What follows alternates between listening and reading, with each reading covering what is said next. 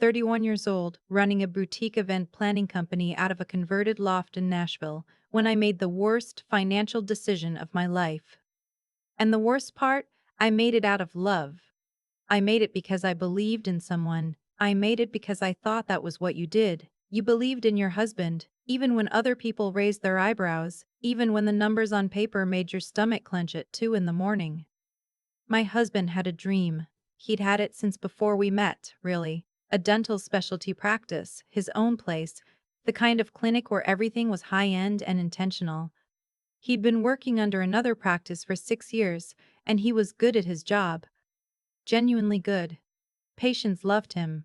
His reviews were perfect, but working for someone else was eating him alive, and I understood that feeling. I'd built my own business from a laptop and a folding table in my parents' garage, so I knew what it meant to want something that was entirely yours. We sat at our kitchen table one Sunday morning. I remember the coffee was getting cold because neither of us touched it, and he spread out his business plan in front of me. Pages and pages of it. Projected revenue, patient acquisition strategy, equipment lists, lease breakdowns. He'd been working on it for months without telling me, and sitting there watching him explain it, I felt something I hadn't felt in a while. I felt proud of him.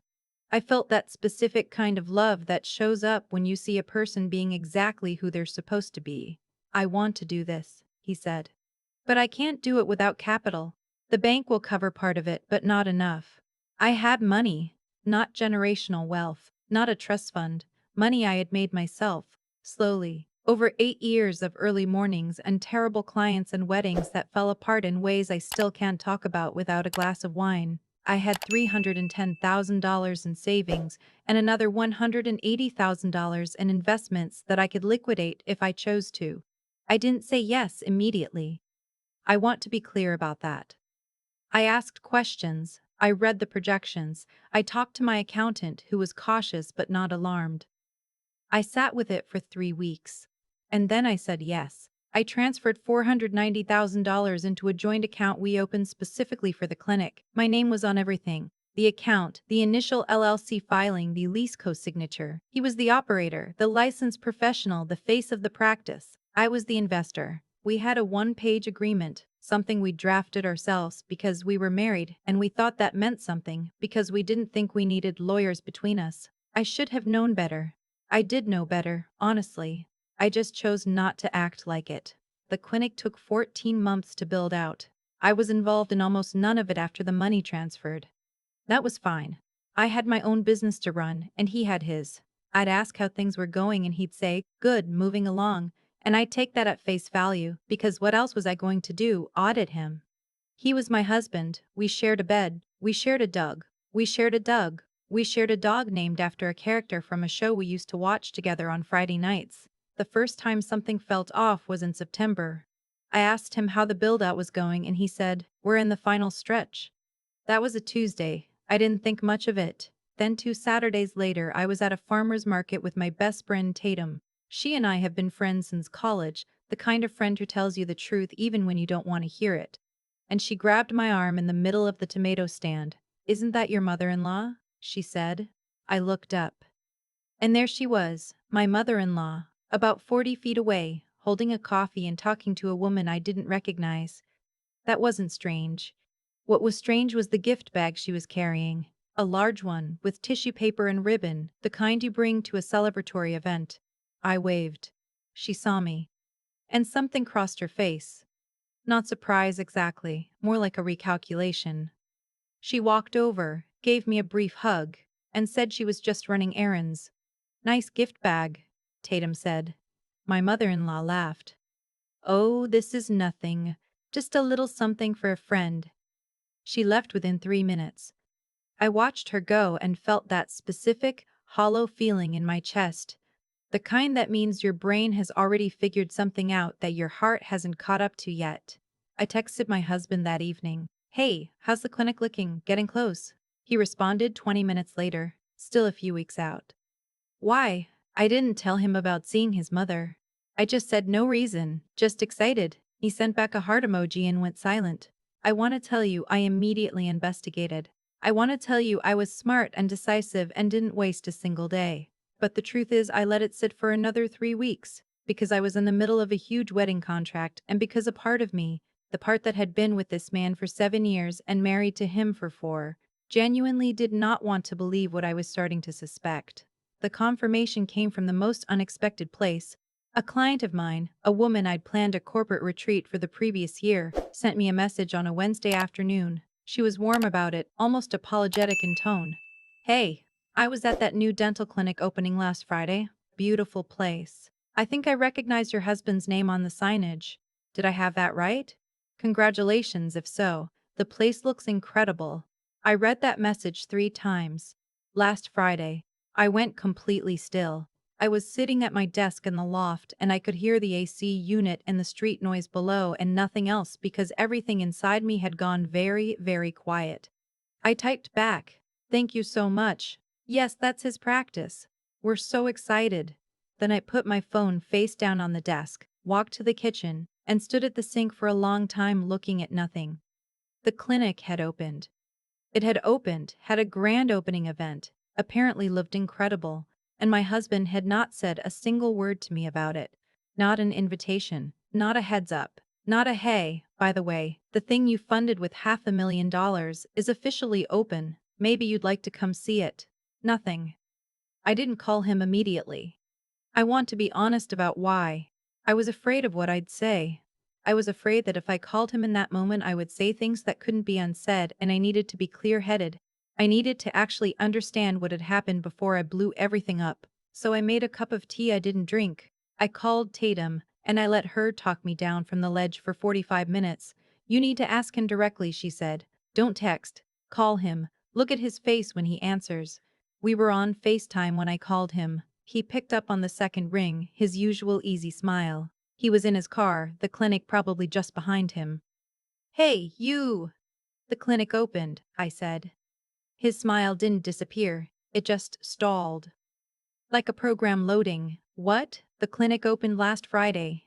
I heard from a client. She attended the grand opening." A pause. Not long, but long enough. "Yeah," he said finally. "Yeah, we did a soft opening.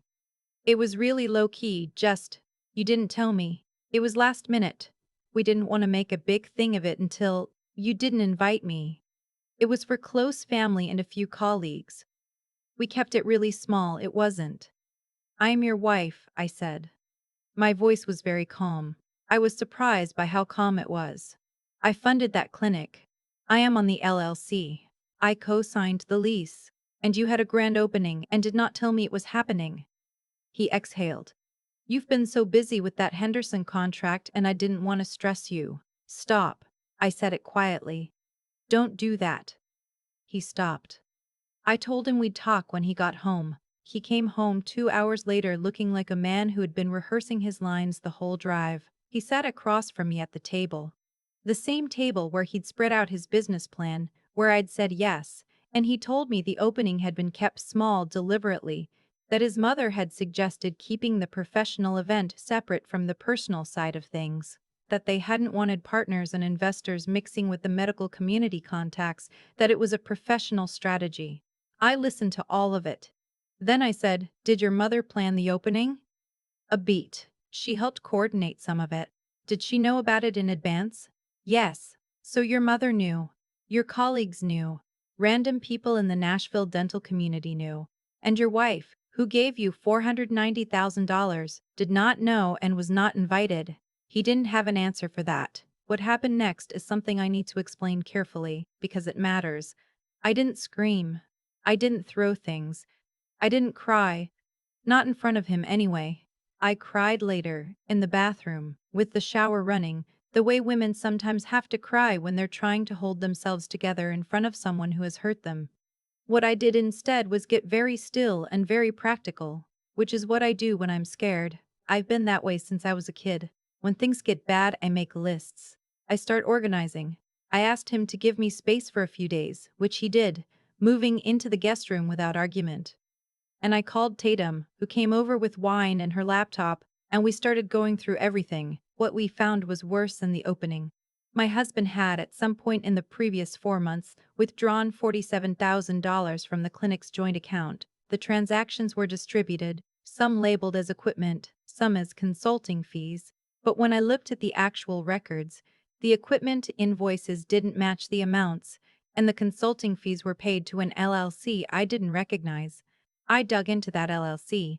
It was registered 2 years ago. The registered agent's name was his mother's maiden name. He had been funneling money to his mother through a shell company.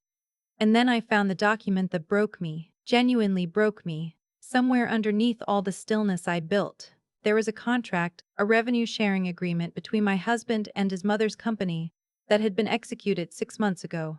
My name appeared on it as a co-signatory, but I had never seen that document in my life. I had never signed it. I did not recognize the signature under my name, and the more I looked at it, the more certain I became it was not mine. He had forged my signature.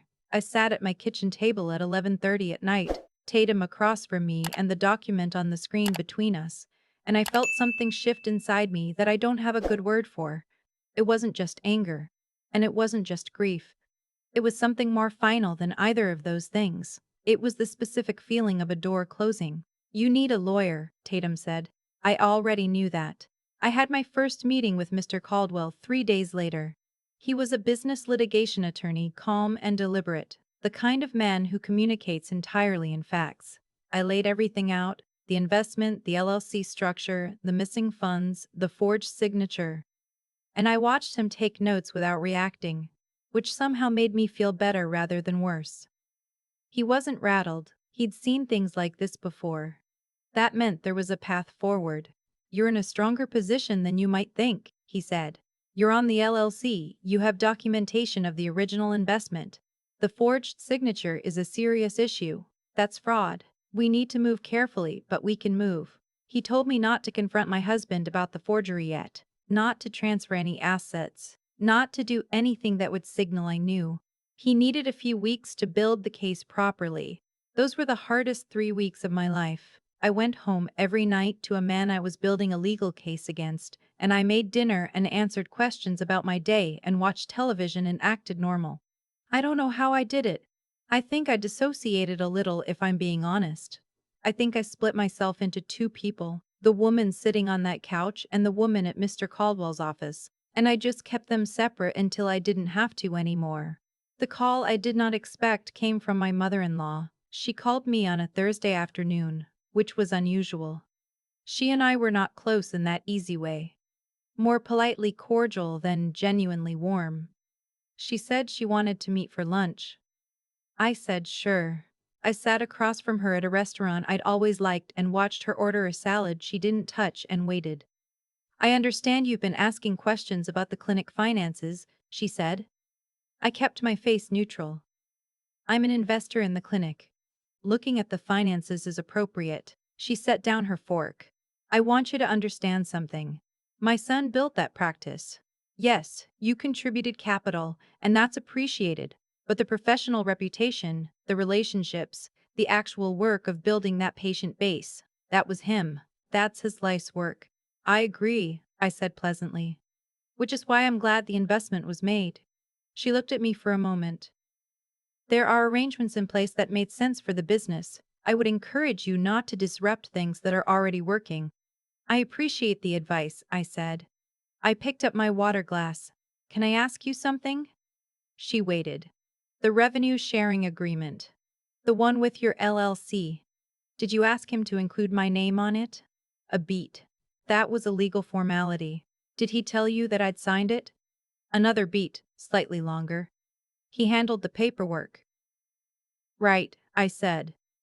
I set down my glass. I smiled at her, genuinely smiled, the kind that comes from a place of absolute clarity. "Thank you for lunch." I called Mr. Ledgern. Caldwell from the parking lot. The process took another 6 weeks. There was a formal letter, a demand for accounting, a freeze on the clinic's accounts pending investigation of the forged signature. My husband's attorney, someone I'd never met, which told me he'd been preparing for this too, attempted to negotiate a settlement that would have given me back roughly $200,000 of my $490,000 and required me to sign a non-disparagement agreement. I declined. My husband called me, furious in a way I'd never heard him before. You're going to destroy everything I built. You built it with my money, I said. And then you forged my name. You did this. The clinic can't operate if you freeze the accounts. Then the clinic needs to solve that problem. You have a mother-in-law with her own LLC. Maybe she can help. He went quiet. I want to be fair, I said, and I meant it. I don't want to destroy something we built together. But I am not signing away $290,000 of my own money because you're asking me to, and I'm not pretending that signature is mine. The final resolution took 3 more months. I won't walk you through every legal step because honestly it blurred together, a long series of meetings and documents and phone calls with Mr. Caldwell, where I took notes and asked questions and tried to understand a process that felt very far from the life I thought I was living. What I got back was $441,000, the majority of my investment, plus a portion of the revenue the clinic had generated since opening. The forged signature documentation was used as leverage. My husband did not want a fraud charge following him through a professional licensing board. The revenue sharing agreement with his mother's LLC was dissolved. My name was removed from the clinic entirely, cleanly, on terms I'd negotiated rather than accepted. His mother sent me exactly one text message after everything was finalized. It said, "I hope you're proud of yourself." I read it twice, then I typed back, "I am, actually. Thank you." I meant that too, not sarcastically. I genuinely was proud of myself, for not panicking, for not letting grief make me careless, for getting a lawyer when I needed one and trusting the process even when it was slow and painful and lonely, for knowing the difference between the love I had for someone and the clarity I owed myself. Tatum took me to dinner the night the settlement was signed. We went somewhere nice, the kind of place with cloth napkins and bread that comes with real butter, and we ordered champagne we absolutely could afford, and she made a toast that I don't want to repeat because it'll make me cry even now. I'm not going to tell you I don't miss him sometimes. I do. I miss the man I thought I was building something with, which is a different thing from missing the man I was actually married to. I've learned to hold those two things separately and not let one collapse into the other. What I will tell you is this. I still run my event planning company. It's bigger now than it was. I have 3 full-time staff and a waiting list that makes me genuinely grateful every single morning. I still live in Nashville. I still go to that farmer's market, the one where I saw my mother-in-law with her gift bag and felt that first hollow feeling in my chest. I walked past that farmer's market last spring and didn't feel anything bad at all. Just sun on my face and the smell of cut flowers and the very ordinary, very solid feeling of being exactly where I'm supposed to be. My $441,000 is in a high-yield savings account. My name is on it alone. I smiled the whole drive home. I've thought a lot about why it took me 3 weeks after that client's message to actually move. 3 weeks of going home to someone I already knew, on some level, had betrayed me.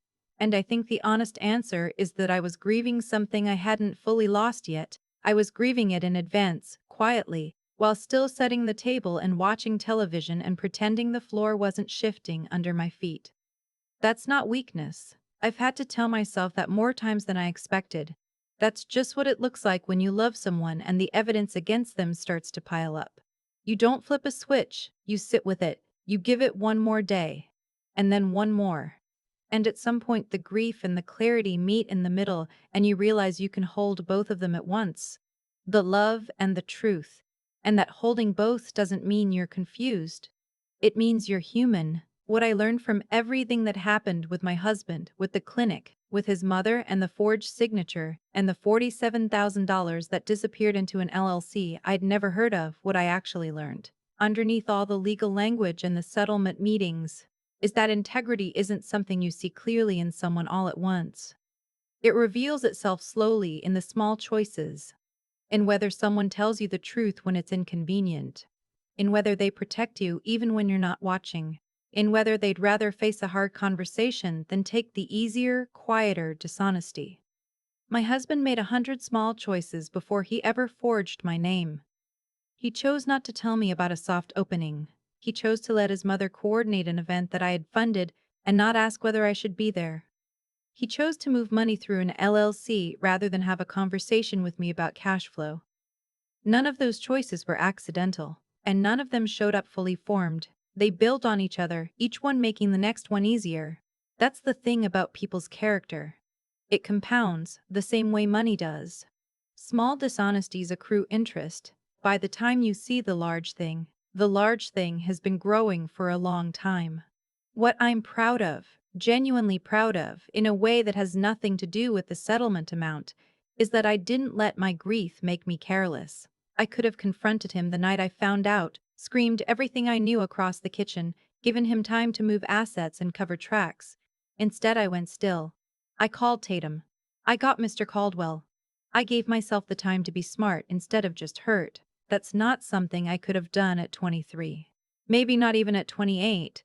It took everything I'd built, professionally, personally, to be the kind of person who could hold pain quietly long enough to protect herself. I'm not telling you this so you walk away suspicious of everyone you love. I'm telling you this so you walk away knowing that your own clarity is a resource worth protecting. Your ability to see things clearly, to stay calm when someone is counting on your emotions to make you reckless. That is something you can build. It's something I built, without fully realizing I was building it, over 8 years of running a business and making hard calls and being wrong sometimes and learning from it. The $441,000 matters. I won't pretend it doesn't, but what I carried out of that process that I didn't carry in, that matters more.